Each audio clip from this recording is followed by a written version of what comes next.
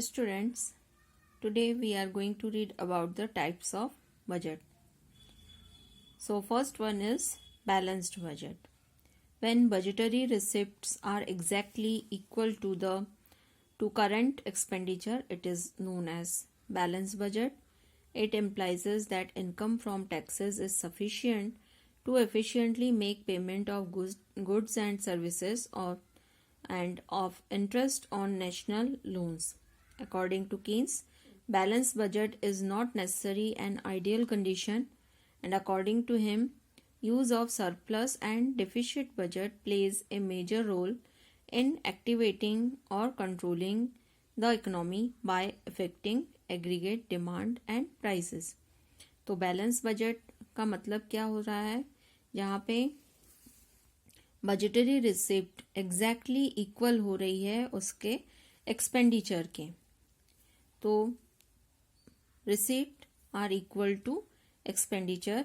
जब ये कंडीशन हो रही है यानी हमारी इनकम टैक्सेस से इतनी सफिशिएंट है कि हम हमारे पेमेंट्स कर सकते हैं गुड्स एंड सर्विसेज के, साथ ही जो लोन लिए हैं उनको भी पे कर सकते हैं, लेकिन ये कंडीशन एक आइडियल कंडीशन कहा जाता है। एक्चुअल में इस तरह की कंडीशन नहीं आती है।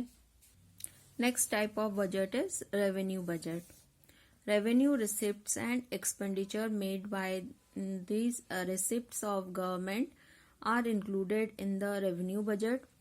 Income obtained from taxes and tariffs imposed by the government are included in tax revenue. Non-tax revenue includes interest and dividend on government investment, tariff, and other receipt obtained from the various services provided. तो revenue budget यानी revenue receipts और expenditure को इसमें include किया जाता है, यानी जो इनकम टैक्सेस और टैरिफ से मिल रही है उनको यहाँ पे इंक्लूड किया जाता है. Next is receipt budget. Receipt budget forms a part of the annual financial statement. It gives a summary of tax revenue, non tax revenue and capital receipts. It also gives detailed analysis of tax and non-tax receipt together with the trends. तो receipt budgets क्या होगी? जो annual एक financial statement की बात हम कह सकते हैं, जिसमें एक समरी फॉर्म में आ रहा है कि टैक्स रेवेन्यू कितना है, नॉन टैक्स रेवेन्यू कितना है, और कैपिटल एनालिसिस, कैपिटल रिसिप्ट जो है इनको इंक्लूड किया जाता है. Next type is performance budget. Performance budget is one that reflects both the input of resources and output of service for each unit of an organization. The goal is to identify and score relative performance based on goal attainment for specified outcomes. This type of budget is commonly used by government bodies and agencies to show the link between taxpayer fund and the outcome of services provided by federal, state or local government. This budget includes the description of schemes and implementations of central public enterprises under every administrative ministry, established and utilized capacity of these enterprises, physically targets and their fulfillment, results of various activities and return on capital etc. provided in this description. तो ये performance budget बहुत ही important है, क्योंकि maximum जो government bodies और agencies हैं वो इसी बजट को बनाती हैं. इसमें परफॉर्मेंस बेस पर काम किया गया है कि हमने जो इनपुट्स डाले हुए हैं रिसोर्सेज, तो उनसे हमें क्या मिला, output of services for each unit of organisation. तो हमने क्या काम किया है, कितना काम किया है, हमारा आउटकम कितना निकला, वो परफॉर्मेंस बजट के थ्रू हमें मिल जाता है.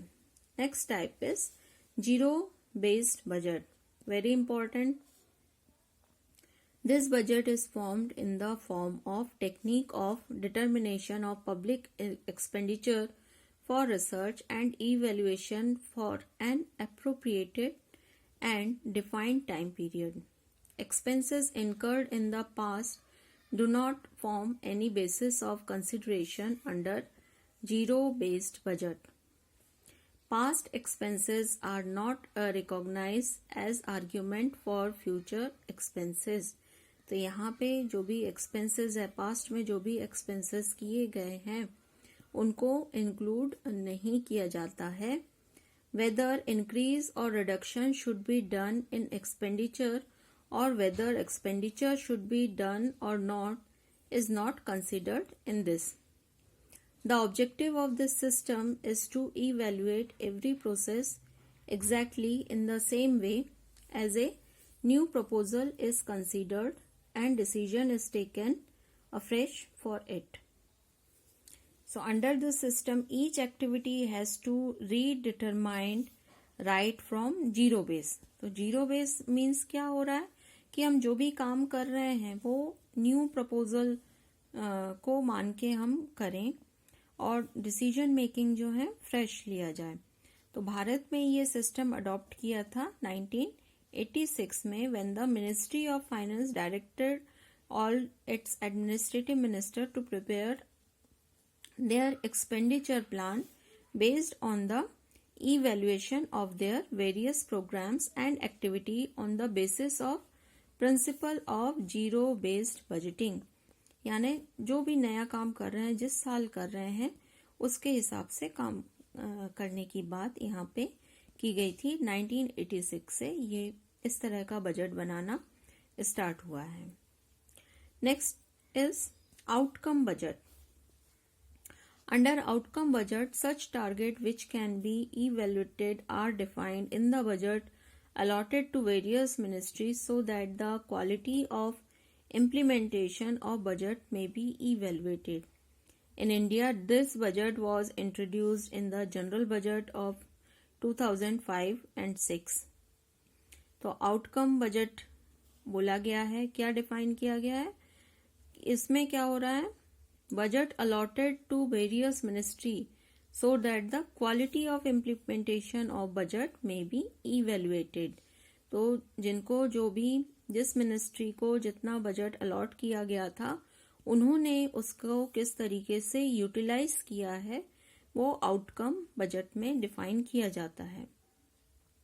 On 25th August 2005, along with allocation of financial resources for various ministry, the finance minister also defined such targets which were considered as essential to be achieved by the utilization of the budget of that year.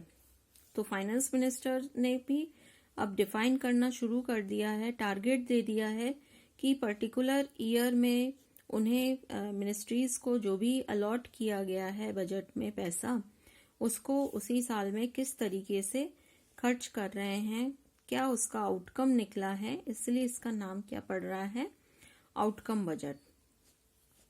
Next one is gender budget. Recognise to importance of budget in context to women rights and women empowerment in the country, the government has started preparing gender budget. Through this budget, government makes provision of arranging a fixed amount of money every year in annual budget for development of women, schemes and programs associated with welfare and empowerment of women. तो gender budget किसके लिए, women's के लिए, women's के rights को protect करने के लिए, साथ ही साथ उन एम्पावरमेंट, विमेन एम्पावरमेंट को डेवलप करने के लिए, उनके वेलफेयर के लिए जो बजट रिलेटेड होता है उसके लिए गवर्नमेंट ने अलग से अमाउंट फिक्स करना स्टार्ट कर दिया है अपने एनुअल बजट में. उसे कहा जाएगा जेंडर बजट.